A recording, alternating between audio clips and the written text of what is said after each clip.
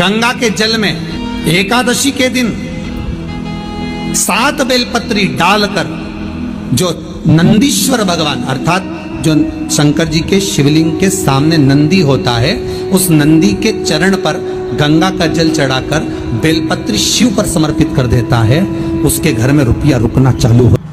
एकादशी के दिन जब आप जल शंकर को चढ़ाने तो रोज ही जाते, जब एकादशी का दिन रहे और शंकर जी के मंदिर में आप जल समर्पित करें तो 3 बार मुख से स्वधा स्वधा स्वधा या स्वधा स्तोत्र का पाठ, जिसमें 12 श्लोक।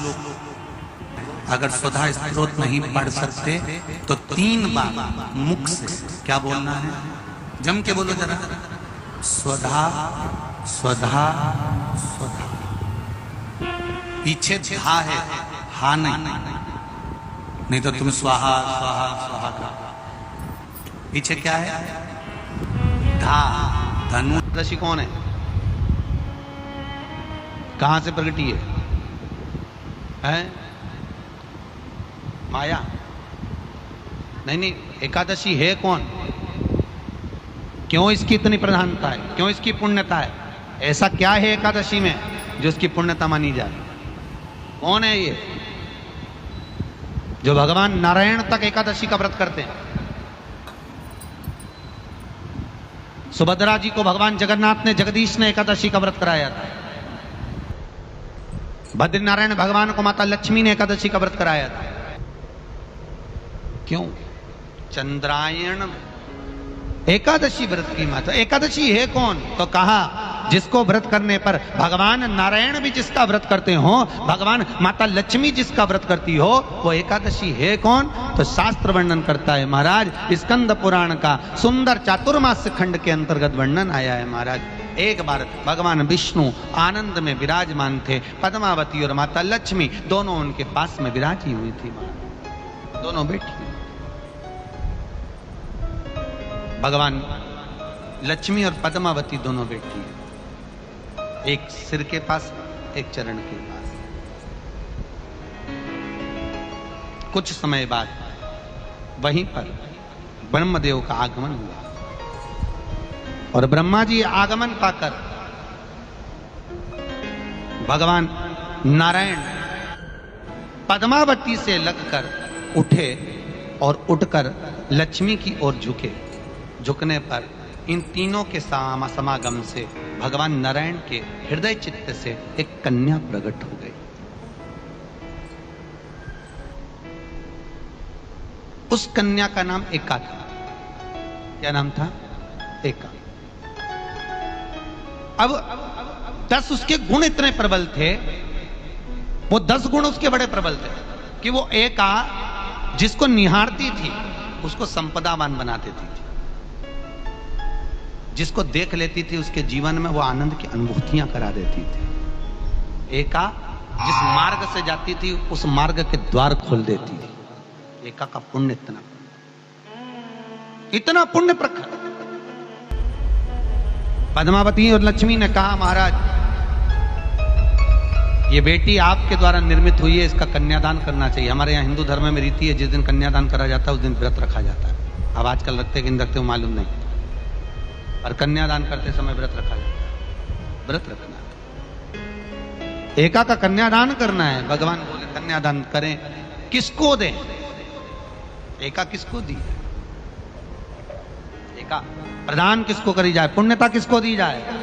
भगवान नारायण ने उसी समय लक्ष्मी और पद्मा से पूछा, तुम बताओ। पद्मा लक्ष्मी दोनों एका से पूछी, एका बताओ इसका पुण्य, हम आपका हस्त कमल आपको प्रदान किसको करें, हम किसको दें? एका कहती है पिताजी, भगवान से कहती है नाथ कृपा करिएगा, मेरे को अगर प्रदान करना चाहती हो, अगर मुझे देना चाहते हो तो एक काम करो, एक काम करो। यदि आप देना चाहते हो तो भगवान एक काम, माता ने कहा कि पिताजी अगर कुछ देना चाहते हो तो ऐसी कृपा करो, संसार के मनुष्य अगर मृत्यु लोक में आकर के अंदर 2 एकादशी का भी पुण्य भाग अगर ग्रहण करते हैं तो ये एका उनकी होती है और वैकुंठ का राह खोल देती है।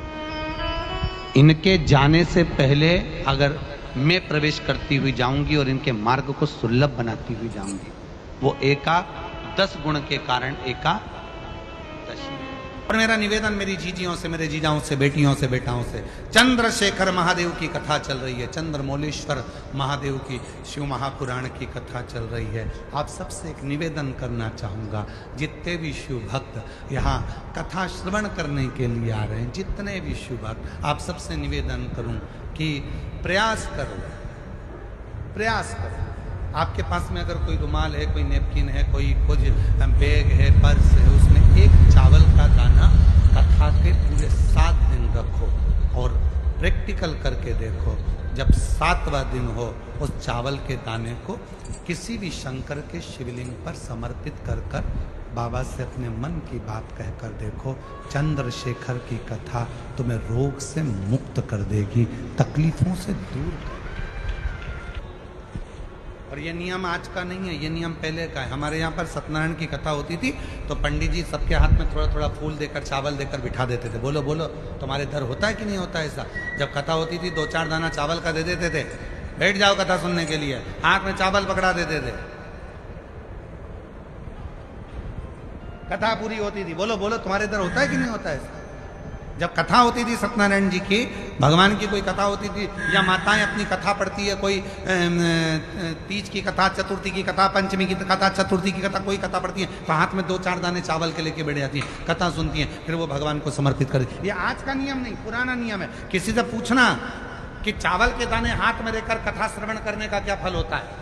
हाथ में चावल का एक दाना भी अगर हमारे भीतर होता है और हम उस कथा को श्रवण करने के बाद वो दाना समर्पित करते हैं, उसका फल क्या होता है? मतलब है चावल का एक दाना मतलब आरोग्यता प्रदान करना, चंद्र का भाव।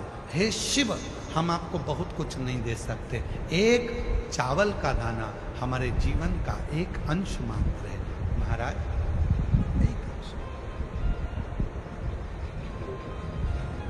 हे शिव, हे करुणा सागर, ये आपको समर्पित, ये अंश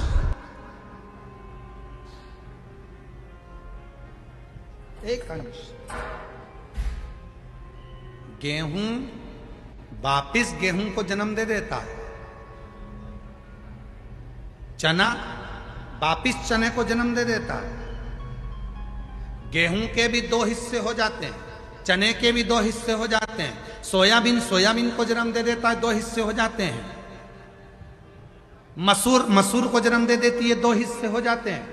पर चावल का एक दाना जिसके 2 हिस्से, 2 फड़ कभी नहीं होते, और वो चावल का दाना चावल को जन्म नहीं देता, वापिस अंकुरित नहीं होता, वो एक बार अंकुरित हो जाता है, फिर दूसरी बार अंकुरित वही चावल का दाना नहीं होता।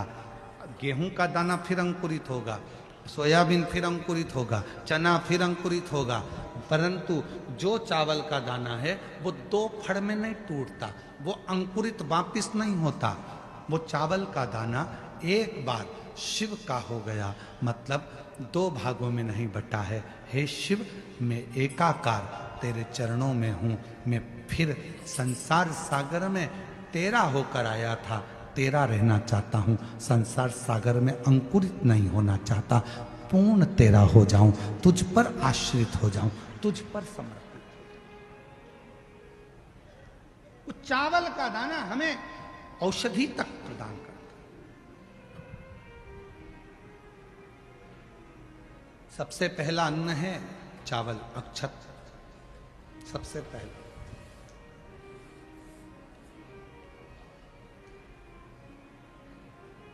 सबसे पहला अगर कोई अन्न है तो वो अक्षत है, सबसे पहला चावल, ये समर्पित है। एक चंद्रमौलेश्वर महादेव का नाम लेकर एक चावल का दाना भी सुख देता। और मेरी जीजियां याद रखें, मेरी जीजियों से निवेदन है, कभी कभी ऐसा लगता है शरीर में अगर कोई गांठ पड़ जाती है, बच्चादानी में गांठ आ गई, चेस्ट में गांठ आ गई, शरीर के कोई अंग में गांठ आ गई, घबराना नहीं है, डॉक्टर का इलाज करवाओ, दवाइयां लो, साथ में एक नियम बनाओ, प्रदोष काल में 2 दीपक शिव जी के मंदिर में लगाओ और एक चावल का दाना शंकर भगवान पे चढ़ाना प्रारंभ करो। वही चावल के दाने को वापस उठाओ।